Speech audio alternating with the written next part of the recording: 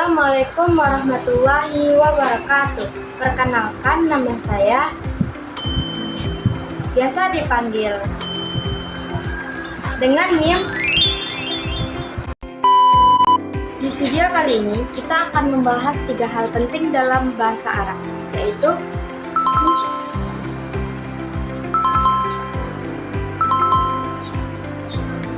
di sini saya akan menjelaskan apa itu isim.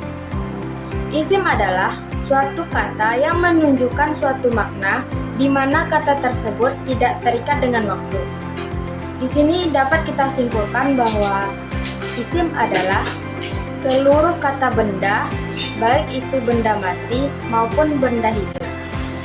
Baiklah, saya akan menjelaskan tanda-tanda isim. Tanda-tanda isim terbagi menjadi 4. Yang pertama, diawali huruf alif dan lam. Yang kedua, tanwin. Yang ketiga, khofat. Yang keempat, huruf khofat. Selanjutnya, saya akan membahas tentang pembagian isim. Pembagian isim berdasarkan jenisnya terbagi menjadi 2. Yang pertama, ada muzakkar, muannas. Muzakkar.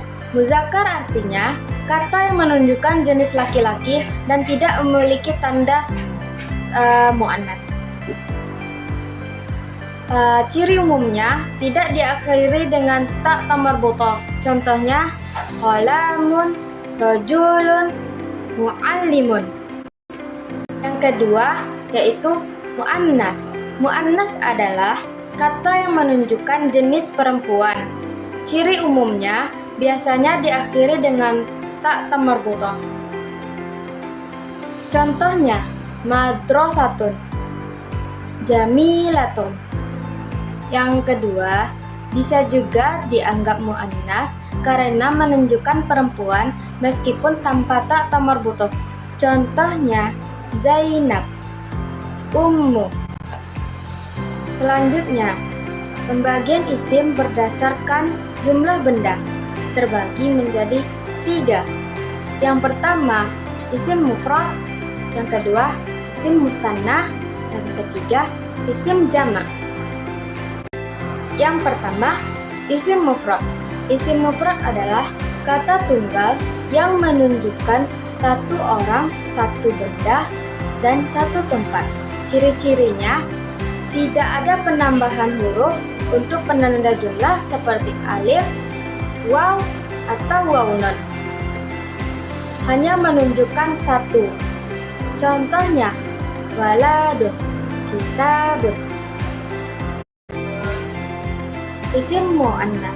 Muannas adalah kata benda ganda yang menunjukkan 2 orang atau 2 benda. Ciri-cirinya dibentuk dari isim mufrad yang ditambah alif dan nun untuk ketika rafa dan nun dan ya ketika nasab atau jar. Contohnya kitabani, baitani, waladani. Yang ketiga yaitu jamak. Jamak yaitu kata yang menunjukkan 3 orang atau lebih. Jamak terbagi 3. Jamak pertama yaitu jamak muzakkar salim. Yang kedua jamak muannas salim. Yang ketiga jamak taksir.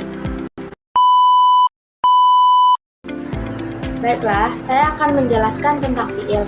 Apa itu fi'il? Fi'il adalah kata kerja dalam bahasa Arab yang menunjukkan peristiwa, keadaan, atau pekerjaan yang dilakukan pada waktu tertentu seperti lampau, sekarang, atau masa depan. Bisa juga berbentuk perintah.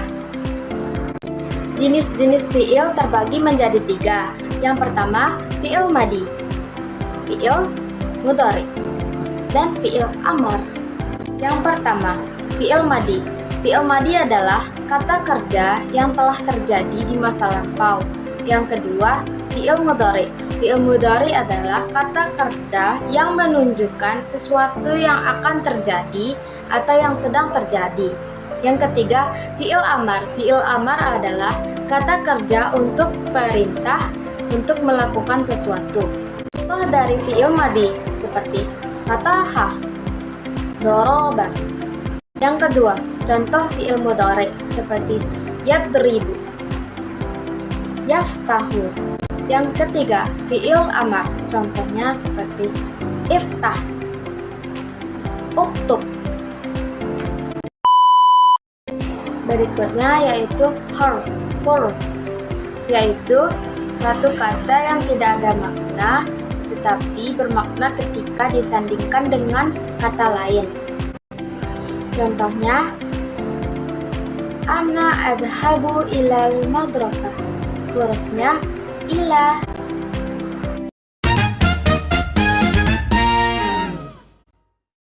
Baiklah, saya akan menjelaskan materi yang kedua, yaitu tentang jumlah ismiyah.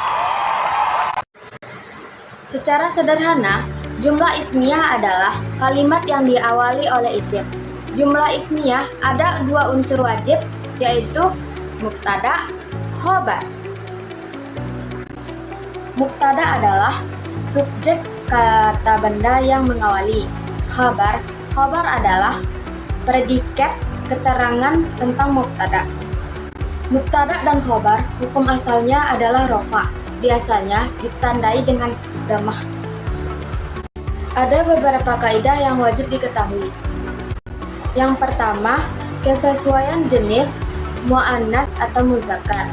Jika mubtada'nya muannas, maka khobarnya harus muannas. Jika mubtada'nya muzakkar, maka khobarnya harus muzakkar. Yang kedua, kesesuaian bilangan. Jika mubtada'nya mufrad, maka khobarnya harus mufrad, tunggal. Dan jika mubtada'nya musanna, maka khobarnya harus musanna. Dan jika mubtada'nya jamak, maka khobarnya harus jamak.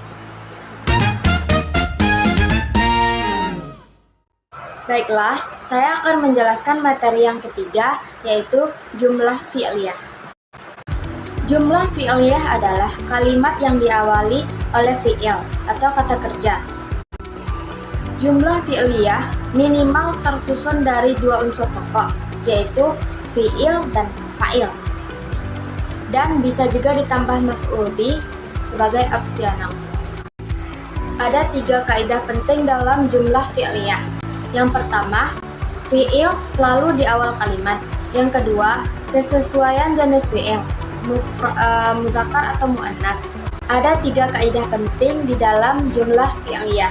Yang pertama, fi'il selalu di awal kalimat. Yang kedua, kesesuaian jenis fi'il, muzakkar atau muannas.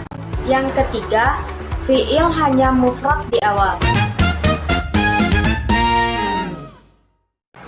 Baiklah, saya akan menjelaskan materi keempat, yaitu tentang isim dhamir. Isim dhamir adalah kata ganti yang berfungsi sama seperti kata ganti di bahasa Indonesia seperti saya, kamu, dia, atau kita. Isim dhamir dibagi menjadi 3 kelompok besar berdasarkan siapa yang berbicara dan siapa yang dibicarakan.